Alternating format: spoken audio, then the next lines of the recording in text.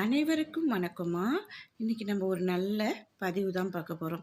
அதாவது தமிழ்லைன்லேயே போட்டிருக்கேன், பணத்தை ஈர்க்கும் குபேரன் பூஜை, எதிர்பாராத செல்வங்களை அள்ளி கொடுக்கும் பூஜை.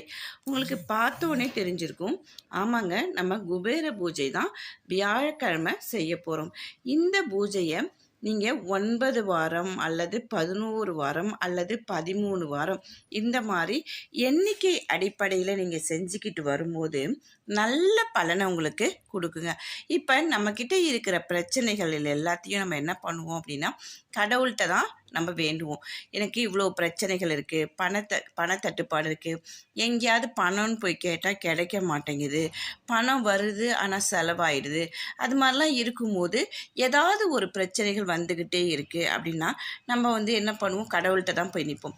என்னை இதுலேருந்து எப்படியாவது காப்பாற்றி விட்டுடு அப்படிம்போம்.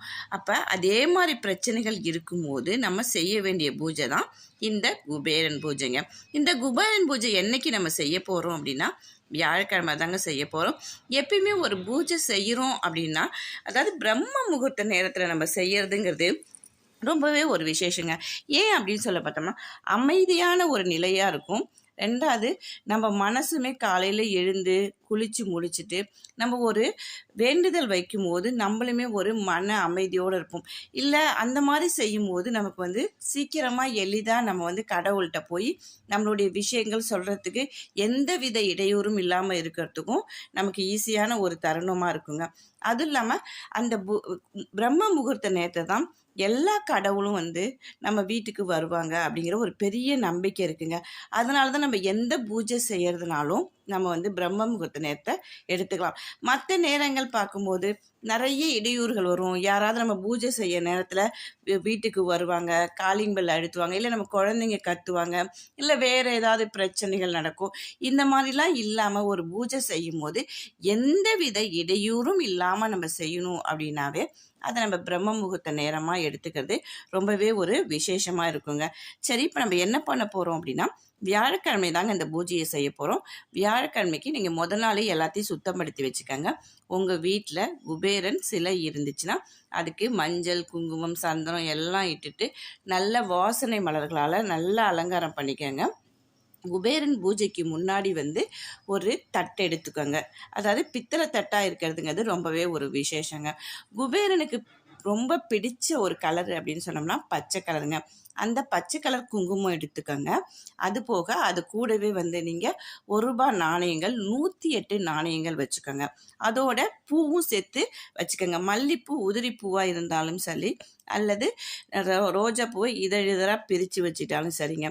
இது மாதிரி நீங்கள் லக்ஷ்மி, அதாவது குபேரனுக்கு முன்னாடி வச்சுக்கிட்டு நீங்கள் என்ன பண்ணுறீங்கன்னா, அந்த மலரையும் சேர்த்து 108 தடவை நீங்கள் அர்ச்சனை பண்ணிக்கிட்டே இருக்கும்போது உங்களுடைய பிரச்சனைகளை மனதார வேண்டிக்கிட்டு நீங்கள் குபேரன்கிட்ட சொல்லும் போது உங்ககிட்ட இருக்க கடன் பிரச்சனையாக இருக்கட்டும், பண வரவு கம்மியாக இருக்கிறது, இல்லை பணப்பிரச்சனை இருக்குது, இதை எல்லாமே தீர்ந்துருங்க. நீங்கள் நினச்சதை விட எதிர்பாராத செல்வங்கள் உங்கள் வீடை தேடி வரதை நீங்கள் கண்கூடாவே உங்களுக்கு தெரியுங்க. இதை 9 அல்லது 11 வாரங்கள் அல்லது 13 வாரங்கள் இதை தொடர்ந்து இந்த குபேர பூஜையை நீங்கள் செஞ்சிட்டே வரும்போது, அதுபோக குபேரனுக்கு பிடிச்ச அந்த பாசிப்பருப்பு பாயாசம், வெல்லம் கலந்தது இதெல்லாம் நீங்கள் செஞ்சுட்டு ஏழை எளியோருக்கு அந்த பாசிப்பருப்பு சுண்டல் ஏதாவது செஞ்சு நீங்கள் தானமாக கொடுத்துட்டு வரும்போதுங்க நல்ல பலன் உங்களுக்கு வருங்க. நீங்கள் இது மாதிரி செஞ்சு எல்லோரும் நல்ல பலனடையணும் அப்படிங்கிறதுக்காக தாங்க இந்த பதிவு போடுறேன். இதை எல்லோரும் இந்த பூஜையை செஞ்சு வாழ்க்கையில் எல்லோரும் நல்ல வளமோடும் நலமோடும் இருக்கணும் அப்படிங்கிறதுக்காக தாங்க இந்த பதிவு. வாழ்க வளமுடன், எல்லோரும் எல்லா வளத்தையும் பெற்று நல்ல நீண்ட சந்தோஷத்தோடு இருக்கணும் அப்படிங்கிற நம்பிக்கையோடு உங்களுக்கு இந்த பதிவை போடுறேங்க. வாழ்க வளம்.